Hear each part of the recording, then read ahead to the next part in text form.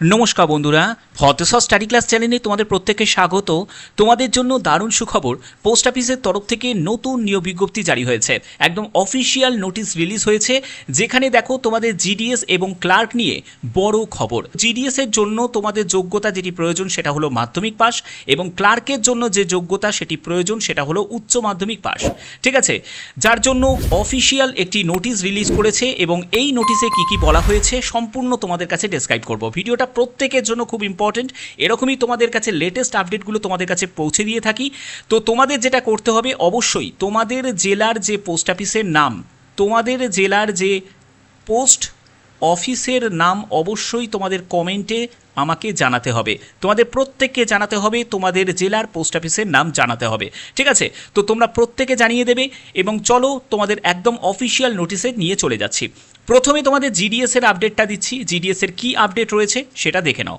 এখানে দেখতেই পাচ্ছ, নোটিশটা আমি ওপেন করে নিয়েছি। Government of India, ministry of communication, department of post, GDS সেকশনের তরফ থেকে নোটিশে কি কি বলা হয়েছে বুঝে নাও। দেখো, নোটিশে যেটি বলা হয়েছে সেখানে হচ্ছে যে এখানে ভ্যাকেন্সি আপডেশন, দেখো কি কি অ্যাক্টিভিটিসগুলো হবে এবং তার যে টাইমলাইনগুলো সেগুলো কিন্তু এখানে দেয়া রয়েছে।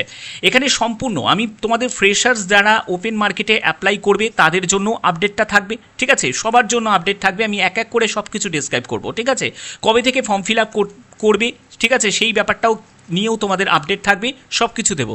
দেখো, প্রথম যেটি বলা হচ্ছে সেটা হলো ভ্যাকেন্সি আপডেশন বাই ডিভিশন। তোমরা জানো যে কোন ডিভিশনে কত ভ্যাকেন্সি থাকে, সেগুলোকে জানা হয়, সেগুলো পরে সেই ডেটাটা চলে যায় হচ্ছে সার্কেলে চলে যায়, সার্কেল থেকে চলে যায় হচ্ছে হেডকোয়ার্টারে চলে যায়।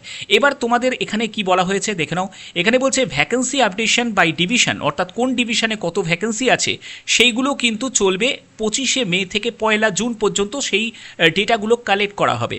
এবং vacancy approval by circles, circles মানে তোমরা জানো যে ওয়েস্ট বেঙ্গল যেমন একটা সার্কেল রয়েছে, সেরকম আসামের একটা সার্কেল রয়েছে, নর্থ ইস্ট একটা সার্কেল রয়েছে, এরকম বিভিন্ন সার্কেল রয়েছে। ঠিক আছে, এবার এই সার্কেলের আন্ডারই তো ডিভিশন, তো সার্কেল থেকে সেটাকে অ্যাপ্রুভাল হবে, এবং সেই অ্যাপ্রুভাল প্রসেসটা চলবে 2রা জুন থেকে 4ঠা জুন পর্যন্ত। এরপরে হচ্ছে অনলাইন রেজিস্ট্রেশন অ্যান্ড সাবমিশন। ঠিক আছে, অর্থাৎ যারা জিডিএসের যারা ট্রান্সফার নেবে তাদের যে অনলাইন রেজিস্ট্রেশন এবং সাবমিশন প্রসেসটা 8ই জুন থেকে 17ই জুন পর্যন্ত সেটা কিন্তু চলবে। এখানে এক এক করে সব কিছু বলা হচ্ছে। দেখো, এরপরে হচ্ছে online one time modification application, অর্থাৎ যদি কোনো আবেদনের ক্ষেত্রে ভুলভ্রান্তি হয়ে থাকে তার যে মডিফিকেশন সেটা করা যাবে, অর্থাৎ এডিট করা যাবে 18ই জুন থেকে 19শে জুন পর্যন্ত।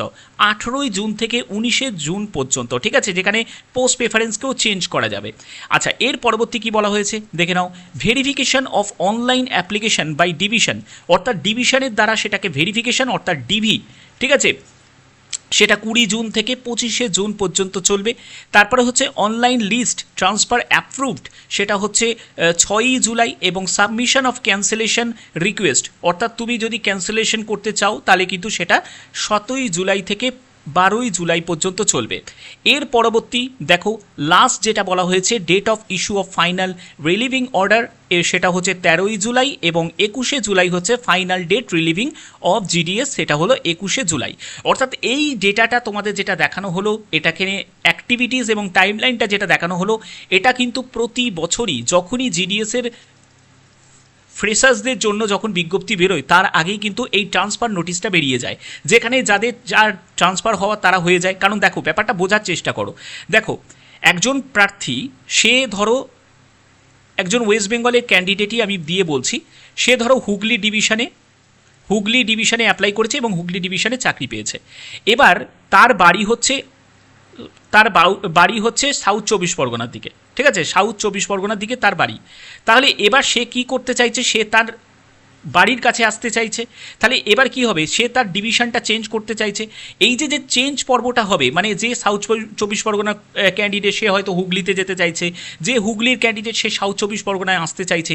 এই যে চেঞ্জ করা হবে, ঠিক আছে, এই যে ট্রান্সফার করা হবে, এই ট্রান্সফার যে প্রসেসটা, এটাকে কমপ্লিট করার পরেই তো অ্যাকুরেট যে ভ্যাকেন্সি সেটা পাওয়া যাবে। ঠিক আছে, এবার অ্যাকুরেট ভ্যাকেন্সি পেলেই তখন সেটা ফ্রেশার্সদের জন্য বিজ্ঞপ্তি জারি করবে।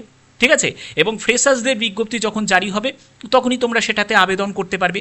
তাহলে এই যে প্রসেসটা, এই যে ট্রান্সফারিং প্রসেসটা চলবে হচ্ছে তোমার 21শে জুলাই পর্যন্ত, একদম কমপ্লিট হয়ে যাবে। তাহলে এটা থেকে এটাই বোঝা যাচ্ছে যে জুলাই মাসেই তোমাদের নতুন নোটিফিকেশান, নিউ নোটিফিকেশান কিন্তু তোমাদের কনফার্ম রিলিজ হয়ে যাবে। ঠিক আছে, যার তোমাদের এটা বলতে পারি যে তোমাদের ভ্যাকেন্সি লাগভাগ 30,000-এর কাছাকাছি কিন্তু ভ্যাকেন্সি থাকবে। ঠিক আছে, 30,000-এর কাছাকাছি কিন্তু এক্সপেক্টেড কিন্তু ভ্যাকেন্সি থাকবে, তার বেশিও থাকতে পারে। ওকে, আচ্ছা, এখানে আমরা দেখে নিই যে এখানে এজ কি প্রয়োজন। দেখো আমি তোমাদের এজের দিকে নিয়ে যাব, তবে জিডিএসের ক্ষেত্রে তোমরা জানো যে 10th পাস যোগ্যতা থাকলেই অ্যাপ্লাই করা যায়, এবং বয়স যেটা প্রয়োজন হয় সেটা হলো 18 থেকে 40 বছর, অর্থাৎ 18 বছর ন্যূনতম বয়স এবং ম্যাক্সিমাম বয়স হচ্ছে 40 বছর। ঠিক আছে, এজ রিল্যাক্সেশনের ক্ষেত্রে এসসি এসটিরা বয়সে 5 বছর পাবে, ওবিসিরা বয়সে 3 বছর ছাড় পাবে, এবং যারা দেখো যারা ইডাব্লিউএস ক্যাটাগরি থেকে তাদের তো কোনো রিল্যাক্সেশন থাকে না, ফিজিক্যাল হ্যান্ডিক্যাপ তাদের 10 বছর রিল্যাক্সেশন রয়েছে,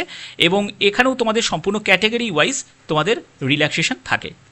বোঝাতে পারলাম? আচ্ছা, এবার চলে যাচ্ছি আমি ক্লার্কের জন্য। দেখো ক্লার্কের জন্য তোমাদের বলে রাখি, ক্লার্কের ক্ষেত্রে নোটিফিকেশান 2026-এর ক্লার্কের জন্য কি বলা হয়েছে দেখে নাও। ক্লার্কের জন্য কি বলা হয়েছে, এখানে তোমাদের লোয়ার ডিভিশন ক্লার্ক, দেখতেই পাচ্ছ lower division clerk recruitment rules 2026, এবং যেটা তোমাদের গেজেটেড নোটিফিকেশানে যেটা দিয়েছে, এবং এই নোটিশে কি বলা হয়েছে সেটা হলো লোয়ার ডিভিশন ক্লার্কে প্রায় 800 মতো শূন্যপদের বিজ্ঞপ্তি জারি হবে, যেখানে গ্রুপ সি ক্যাটাগরির মধ্যে, এবং সিলেকশন প্রসেসের মধ্যে কি হবে দেখে নাও।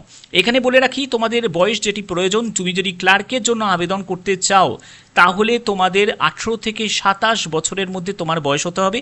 তুমি যদি এসসি এসটি ক্যান্ডিডেট হয়ে থাকো 5 বছর ছাড় পাবে, তুমি যদি ওবিসি ক্যান্ডিডেট হয়ে থাকো বয়সে 3 বছর ছাড় পাবে। এছাড়া তোমরা যারা ফিজিক্যাল হ্যান্ডিক্যাপ তোমরাও কিন্তু আবেদন করতে পারবে। শিক্ষাগত যোগ্যতা কি লাগবে, উচ্চ মাধ্যমিক পাস শিক্ষাগত যোগ্যতা লাগবে, যে কোনো শাখায় উচ্চ মাধ্যমিক পাস হলেই অ্যাপ্লাই করা যাবে।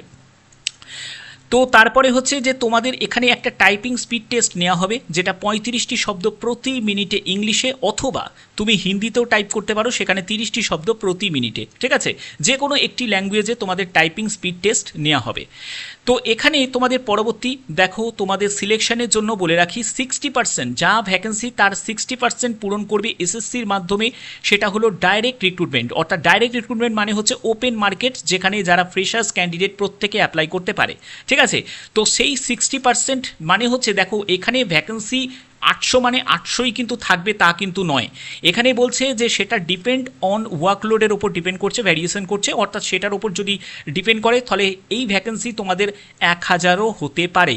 যে জিডিএসের তোমাদের জুলাই মাসের লাস্ট উইকে জিডিএসের বিজ্ঞপ্তি এবং তোমাদের আবেদন প্রসেস শুরু হয়ে যাবে, এবং তোমাদের বলতে গেলে এখানে যেটা বলা যাচ্ছে সেটা হলো উচ্চ মাধ্যমিক পাশের যে ক্লার্ক পোস্টের জন্য এর বিজ্ঞপ্তি কবে জারি হবে। দেখো ক্লার্কের জন্য যেহেতু এসএসসির মাধ্যমে কন্ডাক্ট হবে, তো এসএসসি মাধ্যমে যদি কন্ডাক্ট হয় তাহলে তো এসএসসির মাধ্যমে যেহেতু কন্ডাক্ট হবে, তো মোটামুটি তোমরা জুলাই মাসেই কিন্তু ধরে রাখতে পারো, অর্থাৎ জুলাই মাস নাগাদই কিন্তু তোমাদের এই ব্যাপারে একটি অফিসিয়াল কিন্তু নোটিফিকেশান রিলিজ হয়ে যাবে।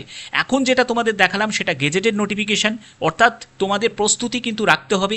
দেখো যেহেতু জিডিএসের জন্য কোনো রকম পরীক্ষা হয় না, জিডিএসের ক্ষেত্রে যেটা হবে সেটা হচ্ছে শুধুমাত্র তোমাদের নাম্বারের ভিত্তিতে, তোমাদের 10তে কত শতাংশ নম্বর রয়েছে সেটা অবশ্যই তোমরা কমেন্টে জানাবে। এবং যারা ক্লার্কের জন্য অ্যাপ্লাই করবে তাদের ক্ষেত্রে এসএসসির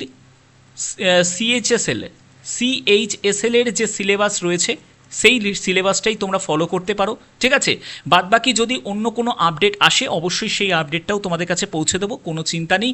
যখনই কোনো আপডেট যখনই আসুক না কেন সেই আপডেট সবার আগে তোমরা পেয়ে যাবে। আশা করি ভিডিওর মাধ্যমে প্রত্যেকটি তথ্য তুলে ধরতে পারলাম। যদি ভিডিওটা ভালো লাগে অতি অবশ্যই ভিডিওটাতে একটি কিন্তু লাইক করতেই হবে, চ্যানেলটিকে সাবস্ক্রাইব করতে হবে, বেল আইকনটাকে অল করে রাখতে হবে, যাতে তোমাদের কাছে এরকমই গুরুত্বপূর্ণ নতুন নতুন আপডেটগুলো পৌঁছে দিতে পারি। এখনের মতো এটুকুই, ধন্যবাদ।